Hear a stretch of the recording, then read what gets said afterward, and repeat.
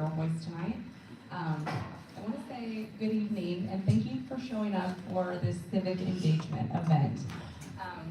I think tonight it is important.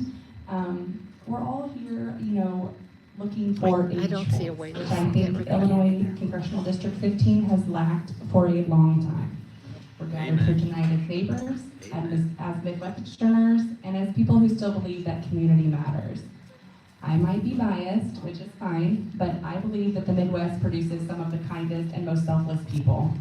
From showing up for one another after our unpredictable weather to that awkward little wave we give each other on the backcountry roads.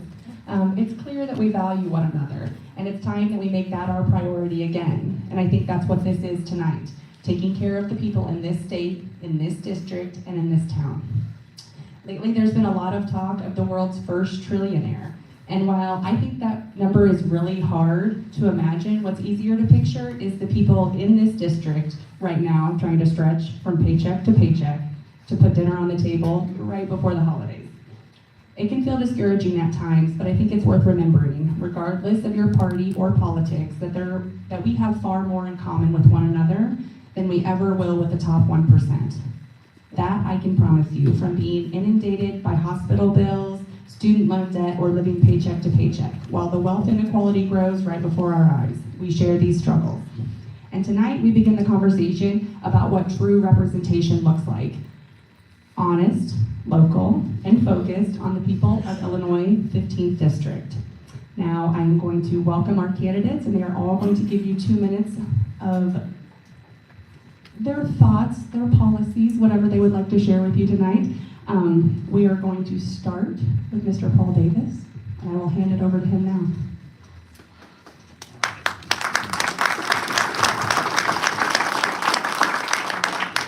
Thank you, everyone. My name is Paul Davis. I'm a doctor of veterinary medicine and a bass fisherman. I'm not a politician. I'm running for Congress in Illinois' 15th district because I'm concerned that as a nation and as a district, we've lost our center. Our politics have become too extreme, too divisive, and too disconnected from those of us that it's supposed to serve. As a veterinarian, I'm a scientist, and I'm very concerned about the anti-science culture that exists these days. While I would encourage everyone to get your vaccines, if you don't want them, you don't have to get them, but I'd like those available for myself and my family. Political and medical research and scientific research is not political. There again, if you don't want your Alzheimer's medication or your cancer medication, you don't have to take it, but I would like those available for myself and my family. I am running for this seat because I feel like I am qualified to do the job. Veterinarians are problem solvers. We are confronted numerous times a day with patients that can't speak to us and owners that are frequently concerned and emotional, and we have to use our medical knowledge, our intuition, our empathy to try to come up with a solution that works for everybody. Broadly, I feel like, again, we have much more that unites us than divides us. Our politicians divide us.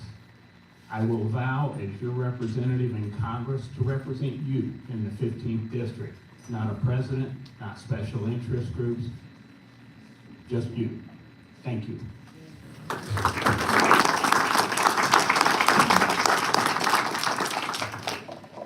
Thank you, Mr. Davis. And next up is going to be Mr. Kyle Nudo.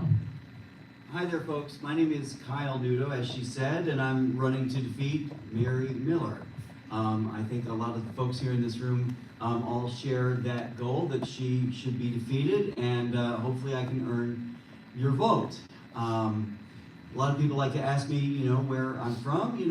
I started life in Joliet, but we moved, my mother and I, a single parent and an only child, moved to Southern Illinois, to Alton, and I spent the rest of my life there.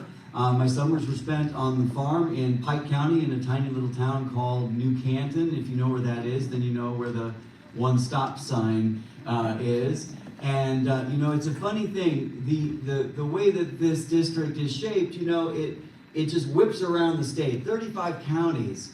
And I've been to pretty much all of them, and the folks that I meet throughout the whole district are the people I've spent my whole life with. You know, there's all walks of life, but I know this district like the back of my hand. If you were to trace the steps of my life, you would see from Alton all the way over to Pike County through Decatur. That's where I got my bachelor's degree over at Milliken. You know, that shape, I always tell people the silly little dad joke of that, you know, it's an almost upside down horseshoe that all the luck is pouring out of. And, you know, that's what Mary Miller has given us. She's done exactly zero for this district and this state. It's almost like it's purposeful, right? She's given us, I was just saying to this woman here just a second ago, that she's given us a perfect model of what not to do. In any case, you know, I work in the culture sector today. I'm a producer. I work in Broadway and Hollywood, as well as the West End over in London. That's where my most recent work has been. I too am a problem solver. I work in incredibly backbreaking environments where we have, in many cases, 12 different trades all working in one place. And well, I'll also add that I'm a union guy. I'm a member of 3 labor unions. A lot of our working folks, that matters to them, and still carry all my cards today. We'll talk more about that. Thanks.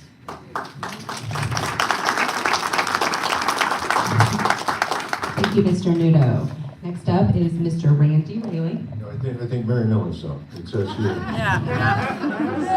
She actually was unable to fit it into her Oh, schedule. I'm I did talk to her scheduler, and nobody seemed to know how to schedule an event for Miss Miller. So, unfortunately, she's not here. Thank you, Tabitha, for having us. My name is Randy Raley, and as we gather today, I keep thinking of the last 6 words of the Pledge of Allegiance, with liberty and justice for all, and I'm left wondering if that's really true anymore. I believe it's true if you're rich and powerful. I sit before you today as a proud DNA-infused lifelong Democrat because I know my party is on the right side of history, because we are the party that stands for justice. We have fought for equal rights for women, equal rights for minorities, equal rights for our LGBTQ community, and we fight for equal voting rights, truly justice for all. We're watching our district crumble, my friends. The inattention paid to it by the current representative is basically abandonment. Nikki Budzinski has brought almost $140 million to her district, while MIA Mary has brought no money. Without maintenance, things crumble, and that's what's happening to our district. No money for anyone, Democrat or Republican, nobody. This makes it a nonpartisan issue and taxation without representation. My campaign is built on these things that help address the core needs of our district. Economic investment in services like healthcare, education, and labor rights. We need access to capital and credit relief for family farms and Main Street businesses. Access to broadband should be available to every resident in the district, which will help create jobs and more education opportunities.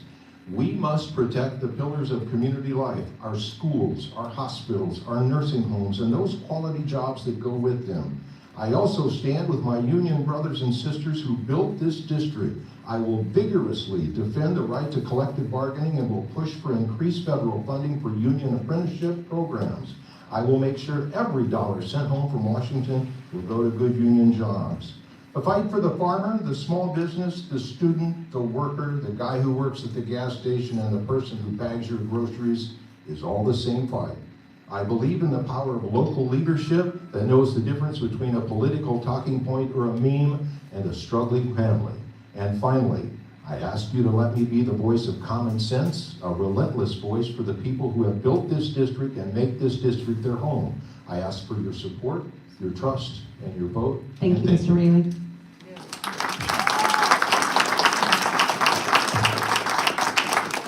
Last but not least, Ms. Jennifer Todd.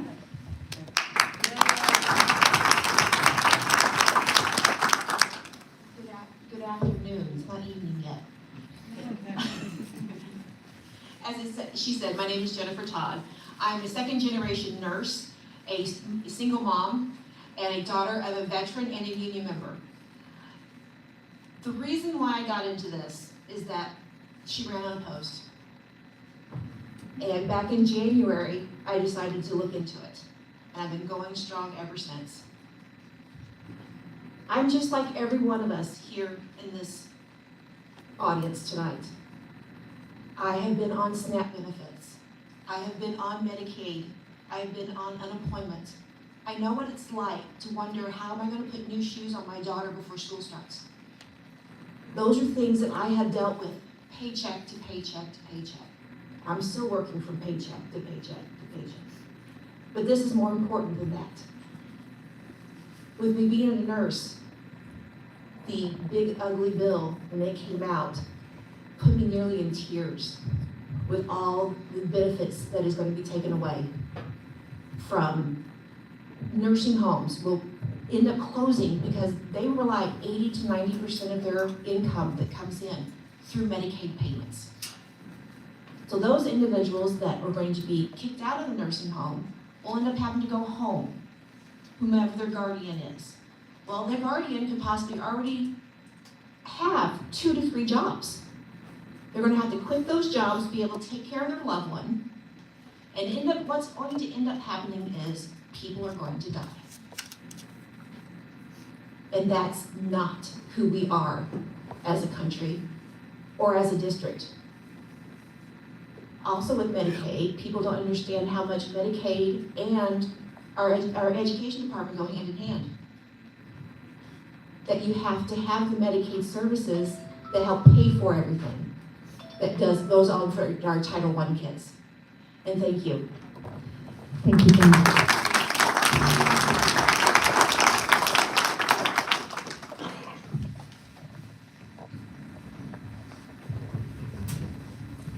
Just to give you guys a good understanding of how tonight's flow is going to go, I have pre-designated questions up here. Everyone will receive the same amount of questions in each category. We have 4 categories. That is expected to take about 55 minutes. Then we will have a small break for the candidates to use the restroom if they need and get out of the limelight. And then we will convene again and we will take questions directly from the audience, okay? We're going to do it nice and orderly, nice and kindly. We're going to be very respectful of the candidates, okay?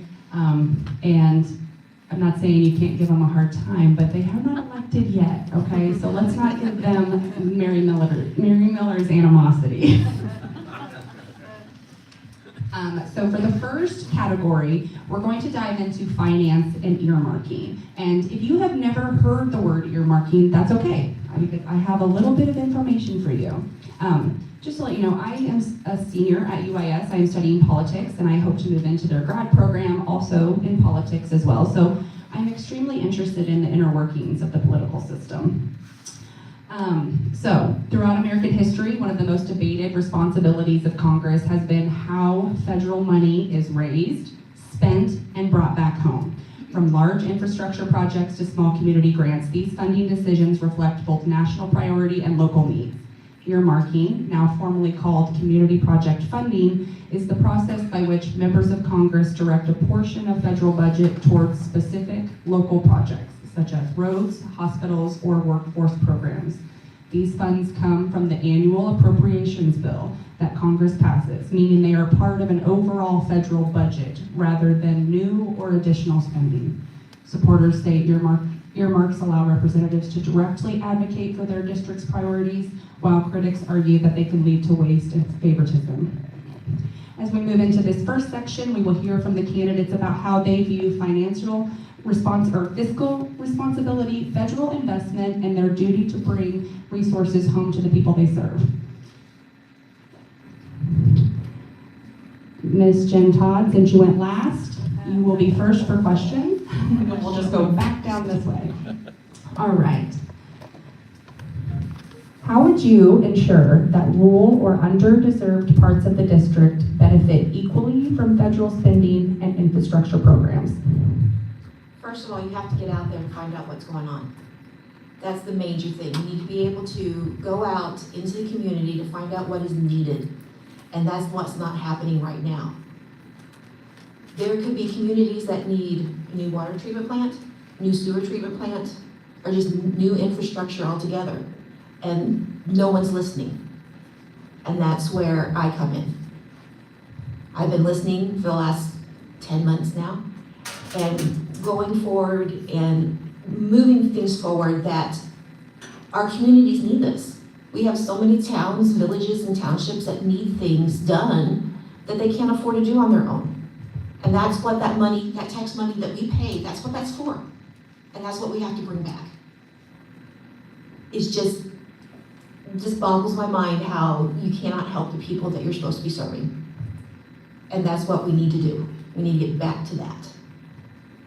And infrastructure is one of the major things in this district that needs to be taken care of, along with other things as water towers and police stations and community centers for our kids. Those are things that need to be done. Thank you, Jen. Mr. Randy Rayleigh, if elected, what criteria would you use to decide which local projects deserve federal earmark funding? Well, one thing, I've been through 34 of the 35 counties, and I've got a pretty good idea of what's going on out there. I think I would probably put into priority the biggest need. I believe that we have a water tower that's getting ready to fall down. It is rusted out and it's about ready to go, and I would think that that would probably move up the priority list. But along with that are other major problems in the district.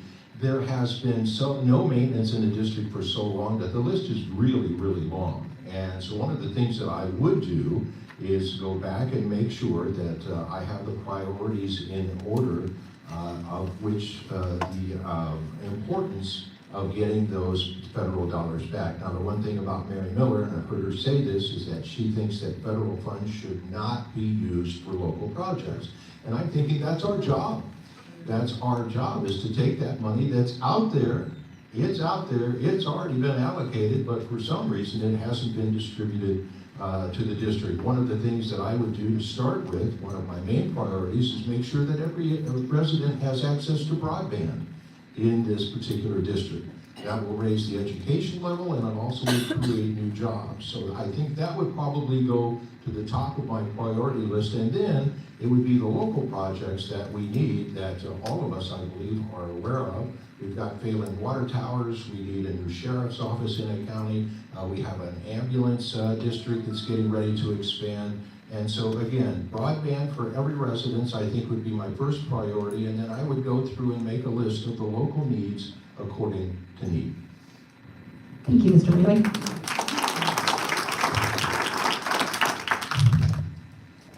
Mr. Kyle Nudo, the student loan crisis continues to burden millions of Americans. What reform would you support to make higher education more affordable and prevent future debt crises? Well, that's a great question. You know, I am someone who has used our federal student loan system, and I personally, and I know several people very close to me, including my girlfriend Tiffany. I can tell you that it is a broken system. I can tell you that schools charge the exorbitant amounts that they charge because we allow the exorbitancy through our loan system. I don't think we have done the work as a federal or even state or even local level to encourage costs to stay low and affordable for folks. You can thank Ronald Reagan for exploding that way back when. In California, it used to be that if you went to a state school, you got to go for free. And we, like many things in this country, 50 plus years of neglect and direct malfeasance from the Republican Party has made things more expensive for you and much more profitable for the banks. As far as student loan forgiveness, I think we didn't go far enough. For me, you know, our public school system ends at grade 12. It should include a bachelor's degree. It should include a master's degree. Or if you are someone in the trades and isn't interested in one of those graduate degrees, I think you should go to trade school on the government dime. Thank you, Mr. Nudo. Thank you.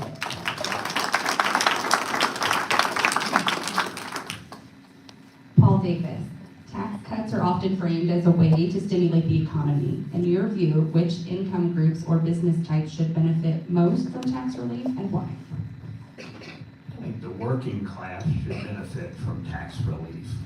That's where it's proven that as a Democrat, we know we put money in working class folks' pockets, they're gonna put it back into the economy. Billionaires certainly don't need more tax cuts. Corporations don't need more tax cuts. They put it in their coffers and save it. There's always the trickle-down economics theory. Trickle-down doesn't trickle. So we need to be responsible to our working class, and they deserve the tax cuts, and I think that helps the economy for all of us. Thank you, Mr. Davis.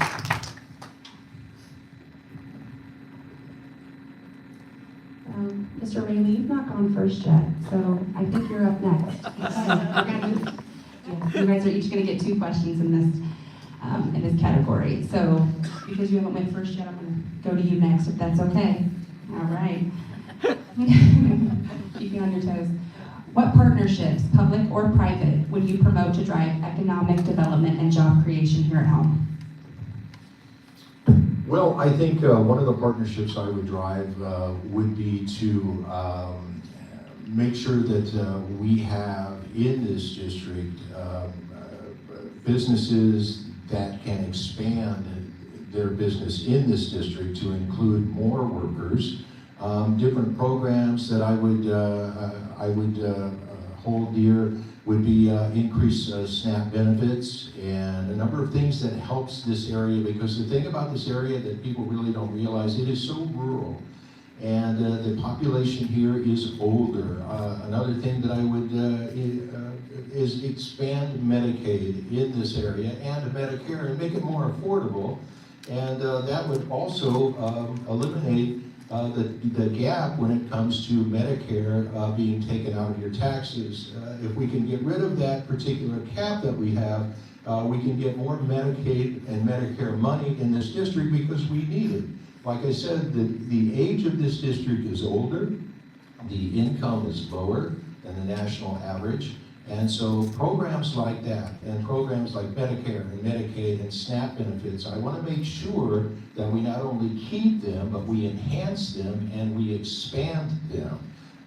Like I said, it's a very rural area here, and we've got to make sure that our people are taken care of. Again, I would also think about bringing broadband into this area because we need it so badly, and we want to make sure that all of the residences in this district are plugged in and have the latest reliable services. Thank you, Mr. Rita.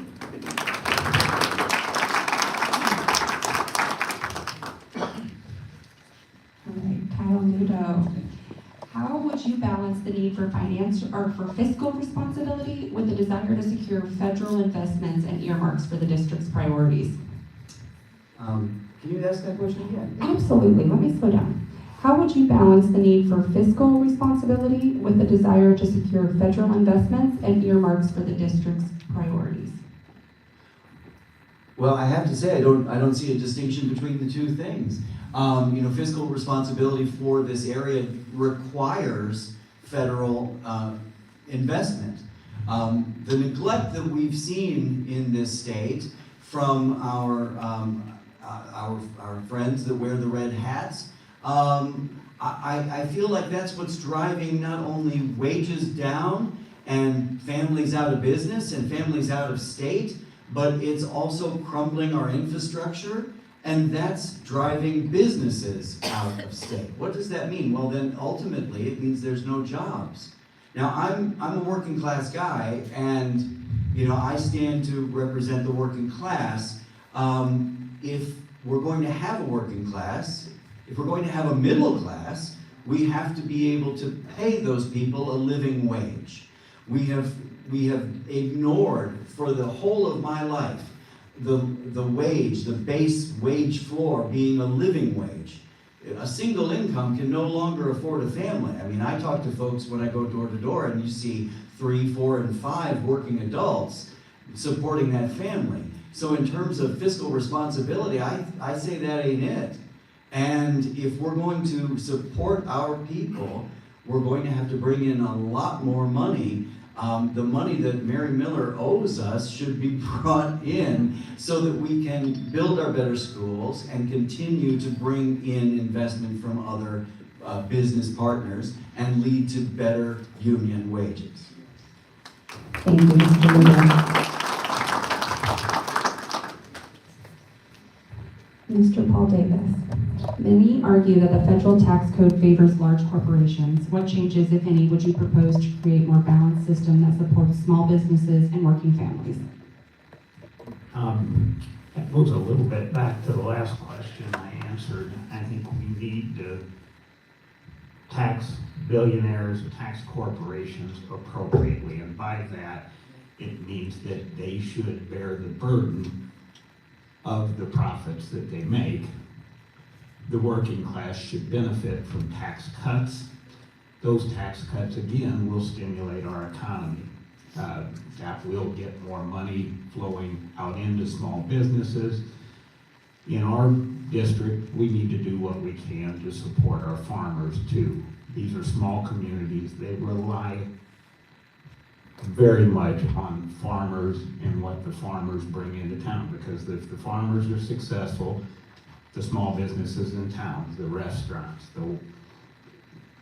the attorneys, whoever, those guys are going to stay. The hospitals are going to stay in these small communities. We're going to lose those, so this starts at the top. The billionaires and the corporations have to pay their fair share, and their fair share is a heck of a lot more than they're paying right now.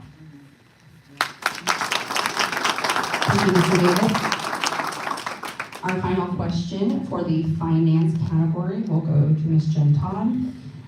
Deficit reduction. What spending cuts or revenue increases would you support to reduce the federal deficit while protecting working families? First we need to actually look at the military budget. I'm 100% military, but we have to be able to cut things down. Doing unnecessary things, as in a U.S. Gerald Ford in the Caribbean Sea at this moment. Or a $600 sleeping bag. That is true. And you wonder who's actually putting these requisitions in to be able to get these things. That's one of the areas that you need to look at. Another area you need to look at is salaries of the legislators and the president. You know, it's way more than I'll ever make. But you have to realize, are they actually doing their job for that amount of money? So you have to look at that. Other things that you just need to, you need a good old accountant to come in and look at things. I keep remembering the movie Dave, when he brought in his friend, the accountant, to come in to look at the books. You know, sometimes you just need that straight accountant to come in and see what's going on. Because there's so many areas that can have cuts that are, the cuts that do need to be done can be moved to a different program. As in, you know, the 40 billion sent to Argentina that could be with the SNAP benefits. So these are things that we have to work on and get solved. Thank you. Our next category is going to be congressional stock trading, general oversight, and representation. Uh-oh. The answer is no. Mr. Nudo, I'm going to start with you for this one. Sure. Many voters feel disconnected from Washington. What concrete steps would you take to stay accessible and accountable to your district between elections? Well, accessible and accountable is show up every day, right? I think that we've seen an example again from Mary that showing up is very important to the local folks. You know, I love talking with individual people. I've never met a stranger, you know, and I know, I can certainly promise that I'll be here in person talking to each of you at every opportunity. If you want to come to the office, if you want to come to a town hall, if you want to come and talk to a meet and greet, a listening session, whatever you want to call these things, these are important. I have no better way to find out what is wrong in your neighborhood than you. I don't need to hire a detective. You need to tell me that the water tower is rusting, or that the tornado siren isn't working, or that the light at whatever you name it street isn't working any longer. Those things, your county folks, the union folks that are nearby, partnerships like that, those are the people that are very important to be listening to all the time. And in terms of accountability, the dollars are gonna come and they're gonna fix those problems quickly, right? If you have a leaky roof, you don't need it solved in 3 months because of the continuous damage that it causes. We need to remember those sorts of concerns. Thank you, Mr. Riddle. Paul Davis, your question is, what reforms would you support to limit the influence of lobbyists and PACs on policy decisions? I think number one, we need to get rid of Citizens United. We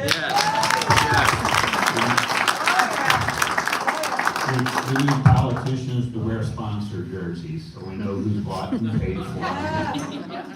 And I will commit to you today that as your congressman, I will not accept money from foreign-based PACs.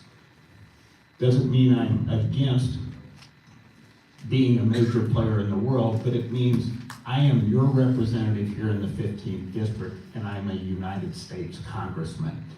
I don't work for Israel, Russia, Palestine, anybody. I work for you. So I will commit to stay focused on the job at home while we work on the rest of the world, but nobody's gonna be able to pay for my opinion or buy my loyalty. They're gonna have to earn it. Thank you, Mr. Riddle. I see you looking at me, Randy. You think you're next? Actually, I'm going to go to Ms. Jen Todd. You're going to close us out on this topic. Just trying to play fair. Ms. Jen Todd, what committees would you hope to serve on, and how would those assignments help this district? We've actually been talking about that the last week. Of course, agriculture. That's one of the main things that the 15th is about, is agriculture, which also deals with SNAP benefits. So that we have to go through that. The others, that there's so many that deals with healthcare that I didn't even realize they were part of in some of these subgroups. That oversight has healthcare issues in it. That oh, now I just drew a blank. Appropriations has healthcare issues.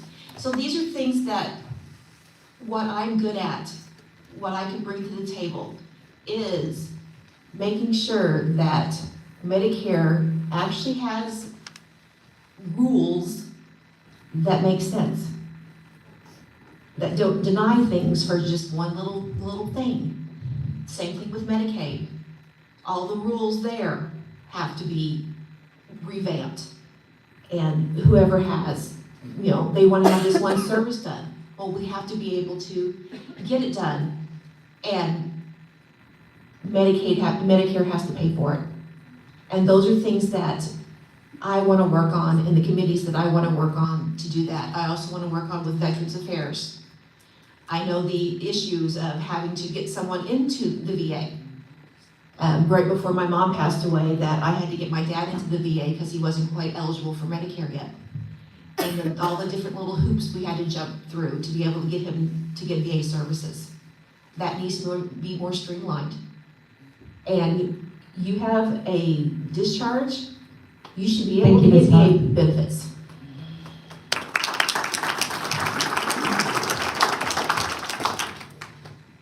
Closing out this topic, Mr. Randy Raley, do you support a ban on members of Congress and their immediate family trading individual stocks? Why or why not? Yeah. Absolutely. Yeah. There is so much inside information going around Washington that it's unbelievable, and we've all heard the stories of congressmen sitting on different boards and sitting on different committees that they get inside information. The next thing you know, they trade stocks, and then the next thing you know, voila, they're a millionaire. This has got to stop. I will go along with Paul and say that inside stock trading and Citizens United are probably the most unethical things that happen in this country, and it seems like nobody is willing to stop it. So I believe that using inside information to pad your account is probably one of the most un-American, unpatriotic things that I've ever heard. And one of the very first things I do if I'm your congressman is that we will draft legislation, because we will own it, we will own the House, that puts all of this to a stop. So unequivocally, no, there should be no stock trading anywhere in Washington while people are actively employed by the government.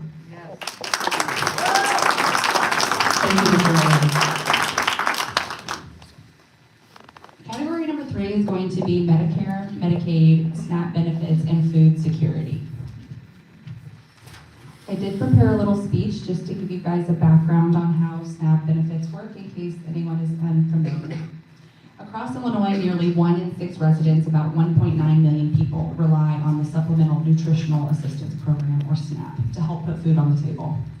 Beyond providing vital support for families, SNAP also sustains local economies and farmers. Every dollar spent through SNAP generates up to $1.80 in broader economic activity, strengthening grocery stores, farmers markets, and rural communities alike. Programs such as Link Match here in Illinois allow SNAP dollars to be doubled at the farmers market, which directly benefits both families and local producers. These connections remind us that food security and farm security are deeply intertwined. For those interested, there is a handout with Illinois SNAP data and sources that are available on the back table, and because I value working in facts, I have included a second sheet with all of my sources. As we move into this next section, we'll hear from the candidates on how they plan to protect and strengthen SNAP, ensure access to nutrition, and support the farmers who help to feed our state.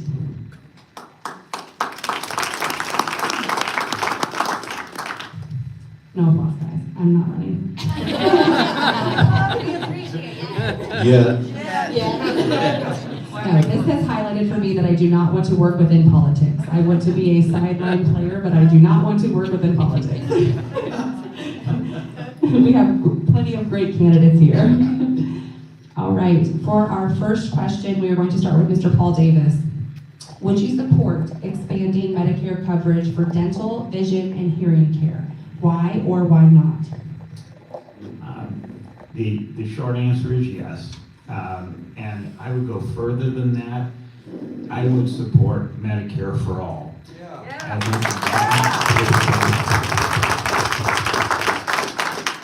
Healthcare is one of our bigger costs.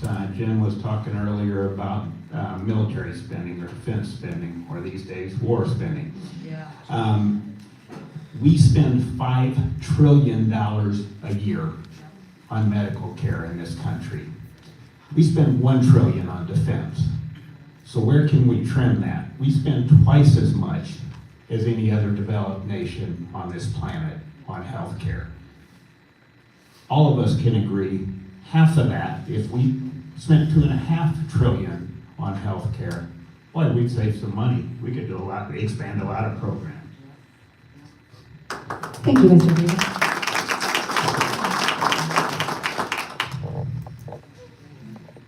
Mr. Randy Raley, SNAP benefits are vital for many families in this district. What changes do you believe should be made to improve or strengthen the program? Well, number one, I think it boils down to money. That's what I think it boils down to. We have to have more funds to take care of the SNAP recipients. One of the things that I don't think people really realize is that most of the SNAP benefits, the people who get SNAP benefits, are already working. In Arkansas, they found out that the largest employer of SNAP recipients is Walmart. Let's get people to pay a living wage. Number one, that would start the whole thing, and that would keep people off SNAP benefits. But let's make sure that, let's go to the waste and fraud and abuse a little bit. Let's make sure that everybody who deserves SNAP benefits gets it. Let's make sure that the people who don't deserve it don't get it. I would also push the programs, and I think it's the double bucks programs where SNAP representatives or SNAP recipients can go to their local farmers market and they get double what their card says, and that stimulates local business, that stimulates the farmers, that helps them out, it helps the SNAP recipients out. So that would be one of the things that I would do, is I would expand that program. Another thing that we used to have in Illinois were programs that allowed farmers for a good rate to be able to distribute their wares to high school schools and to food banks and all of that kind of stuff. I would like to see those programs reinstated and made available to SNAP recipients. Here's the thing that we have to realize: a lot of the time the SNAP benefits are the last resort of these families, and it must be treated, I believe, in a much more honorable way. Thank you.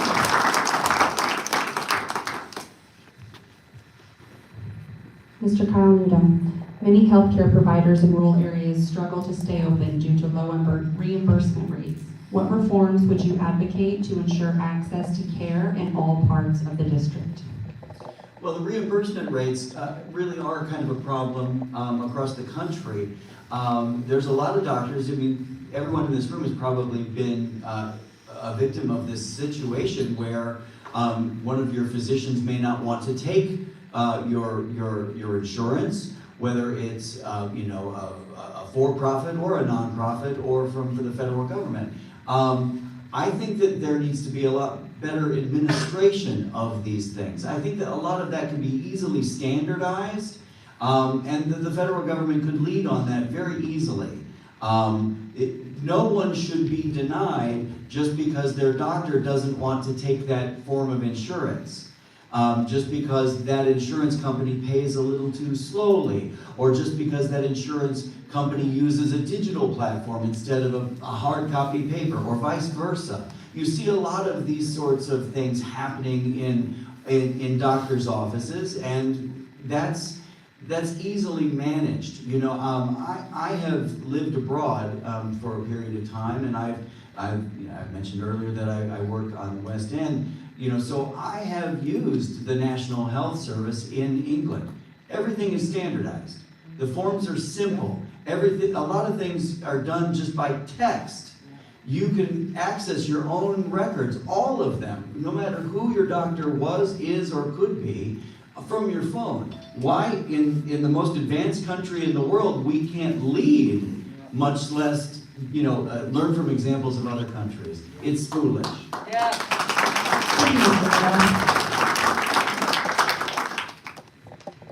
Ms. Jen Todd, rural food deserts remain a major issue. What federal actions would you support to increase food access and affordability?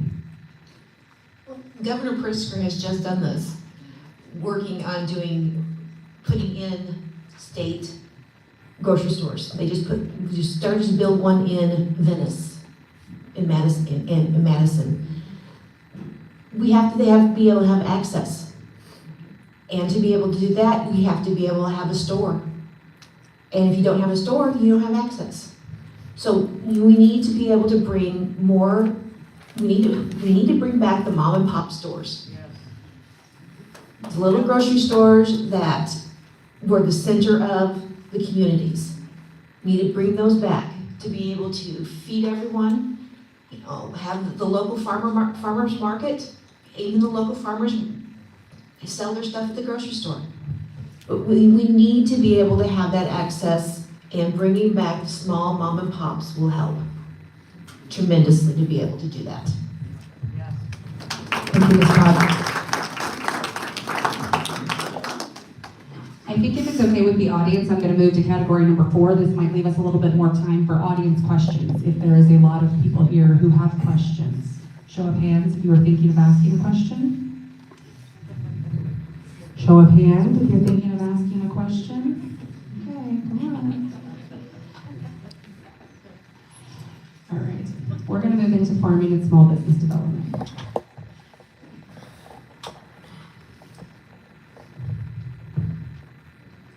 Who went first last time? Anybody remember? Paul. Thank you guys. I know you're late. All right, we're going to start with Mr. Randy Raley. Agriculture is the backbone of the Midwest economy. What policies would you support to ensure family farms remain competitive against large corporate operations?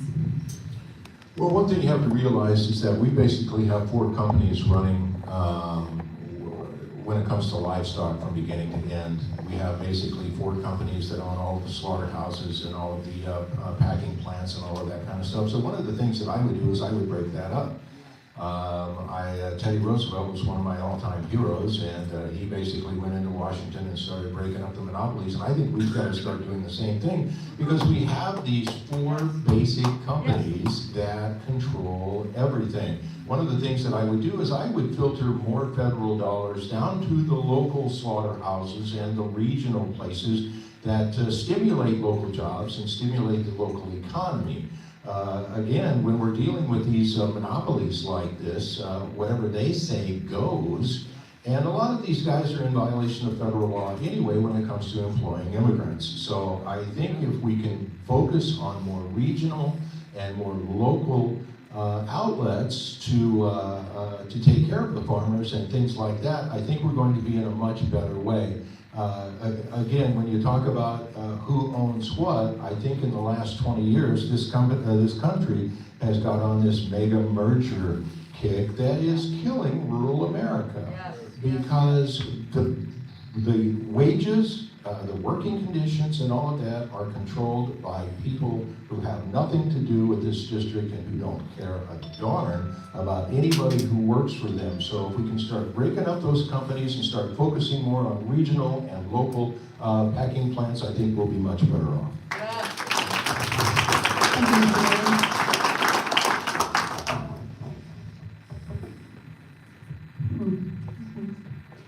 Mr. Nudo.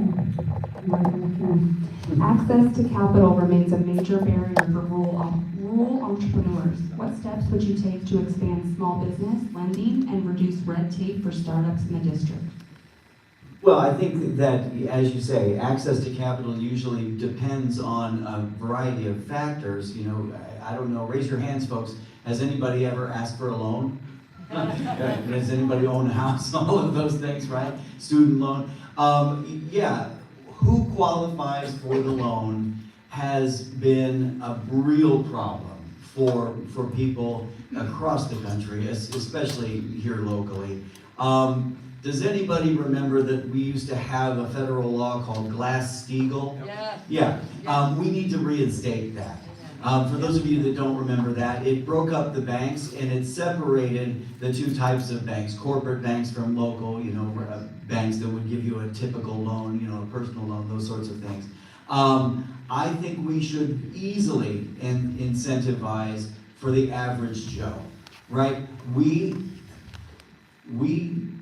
focus on the multinational instead of the rural. One of my favorites, FDR. And you know, I tell folks that I'm an old-fashioned Democrat in the vein of FDR. One of the things that he did best was he flipped the script. Instead of urban being number 1 and federal money going there, he sent it to rural areas. And through the WPA and the CCC and a lot of other things like that, he made our country rich in those ways. And that's a very small thing to start with, is making loans accessible. Thank you, Mr. Nudo.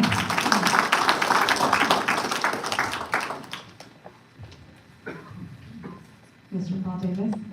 Many small farms and local businesses struggle with labor shortages. What reforms, if any, would you support to address workforce challenges in agriculture and rural industries? Number 1, we need to support the infrastructure. We need to support local schools, hospitals. We need to have the infrastructure to support those folks when we bring them in. How you do that? Certainly, from an incentive standpoint, you can provide low-interest loans, loan forgiveness for doctors, nurses to come in and work in these underserved areas. Number two, I think long-term, we need to come up with an immigration policy that works. And I am for secure borders. I would suspect nobody in this room wants insecurity. But we need to do it humanely, we need to do it fairly, and we need to realize that even though these folks are undocumented, they are paying taxes. They're supporting the revenue. And the public. Thank you, Mr. Davis.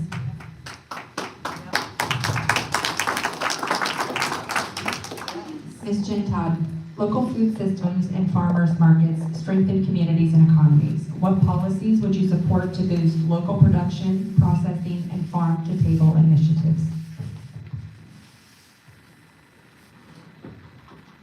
We have to be able to start having more small farms to be able to produce the little vegetables that no one produces. Be able to expand the things that we eat besides the corn and the soybeans. We need to be, give kids a chance to eat something different. And to be able to do that, you have to have small farms.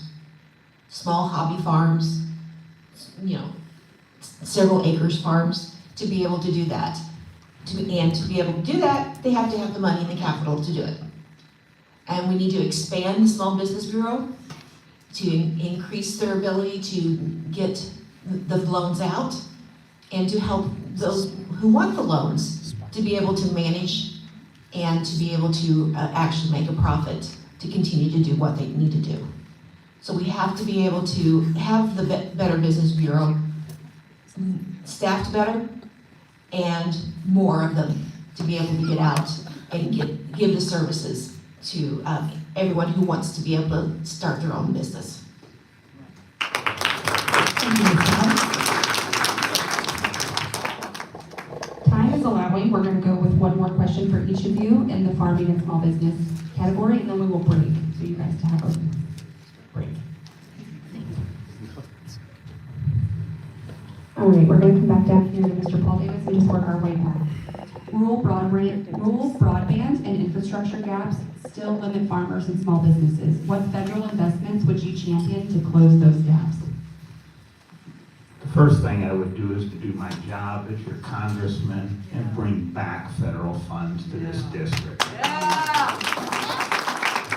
It all comes back to money, as Randy said. If we can do that, we can certainly prioritize underserved areas, bring that broadband back, and falling back to the healthcare end of things, that broadband helps us serve rural communities with telehealth as well. So, first thing, again, like I said, do my job, bring money back to home. Yes. Thank you, Mr. Davis. Mr. Kyle Dudo, the next generation of farmers is shrinking. How would you help young and beginning farmers across access land, credit, and trading opportunities? Well, that's a fantastic question. I grew up summers on the farm, and so, I know how hard it is for young folks to stay interested in the family farm.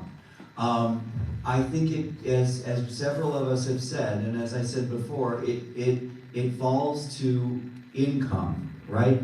If you don't have enough money to pay for your entire life, then are you free?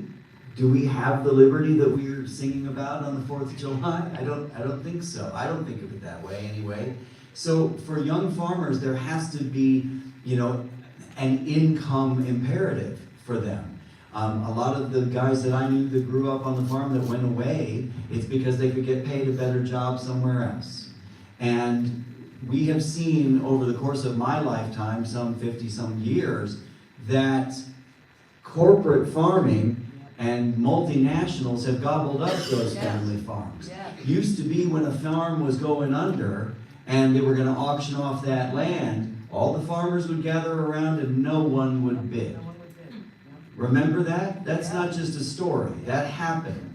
And it doesn't happen anymore. And when the farms are going under today, guess what? They're not going to be farms tomorrow, they're going to be data centers. And they're gonna eat up our electricity and taint our water. So the bigger question is for a farm, well, if you're going to get a loan on a farm, well, we wanna make sure that it's accessible, thanks to my other question for that. But, I think we also have to make sure that farming can bring an income. You don't have to have, 1,000 acres to make a living. Thank you, Mr. Duda. Mr. Randy Raley, farmers continue to face unpredictable weather and market instability. How would you strengthen crop insurance, disaster relief, or risk management programs to protect them?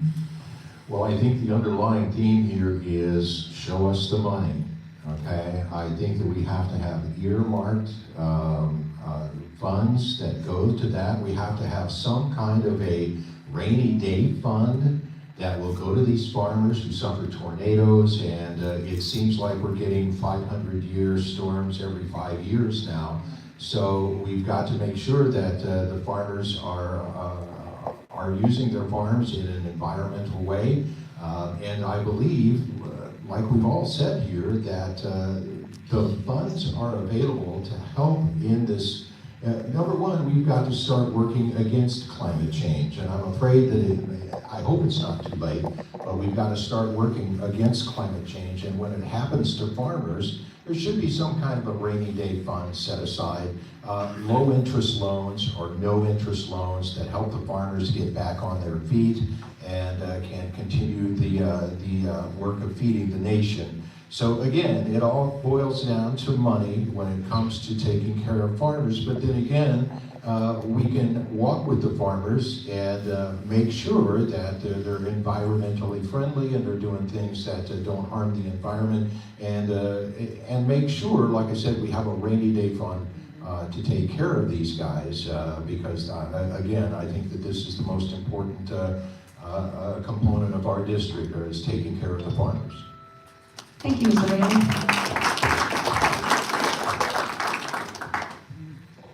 Ms. Jen Todd, crop insurance reform. Do you support expanding crop insurance?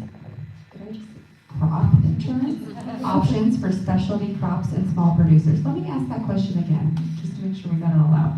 Crop insurance reform. Do you support expanding crop insurance options for specialty crops and small producers?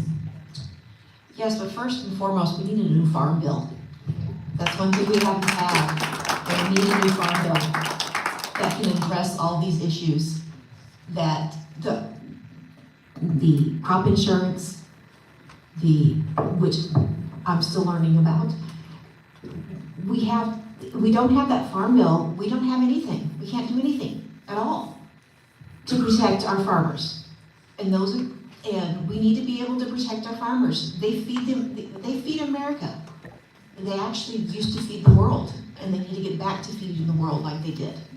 We need to open up USAID again. And we need to make sure the farmers has the insurance in case there's a flood, which we keep having all the time, and tornadoes keep coming up more and more every year. We need to be able to protect their livelihood, to be able to help protect and help give to the rest of the world. And that's what we were built on, and that's what we need to get back to. Thank you, Ms. Todd. This is going to conclude our moderator questions. You guys are free to have a 5-minute break. And I just wanted to give you guys a quick tad bit of information. The farm bill that Jim is talking about is a massive piece of legislation. Congress passes it roughly every 5 years. It governs agriculture, food, and rural policy in the U.S., covering everything from farm subsidies, crop insurance, conservation, nutritional programs like SNAP. That was actually just something I wasn't really aware of, so I just wanted to give you guys that as well. So 5-minute break for the candidates, and we'll get back here for audience questions.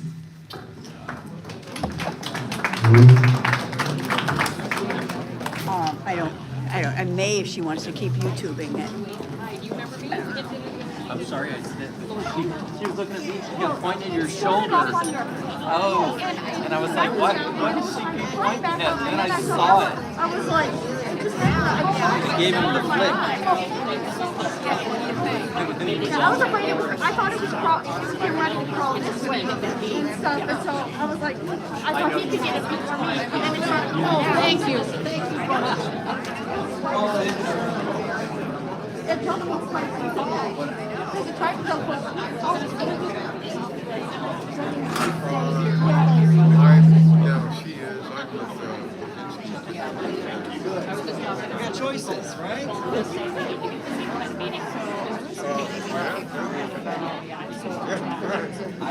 I bet you trust yourself just fine.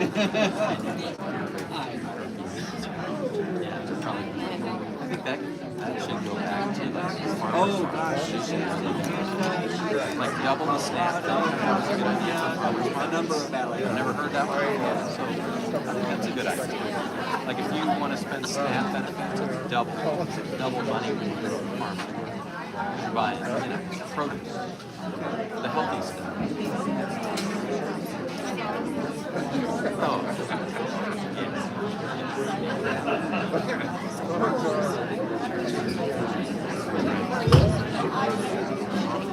well, and the profit, you can give that profit to corporate farms. Give them family dollars. That's what pays the money. I think Farmville and ABF. I think he was working on it, but yeah, I was like, I know what it was. We're focusing on Mary Miller's beautiful face here. Oh. This one is gonna, YouTube is gonna run out, but let's see about the other. The other one I think is doing okay. If we hook it into the YouTube, I know, I might.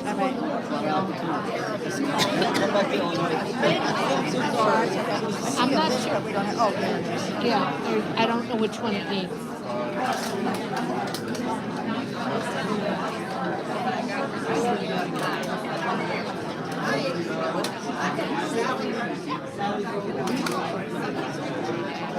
I think it's good.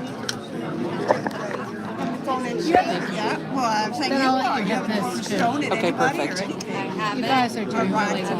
Thank you.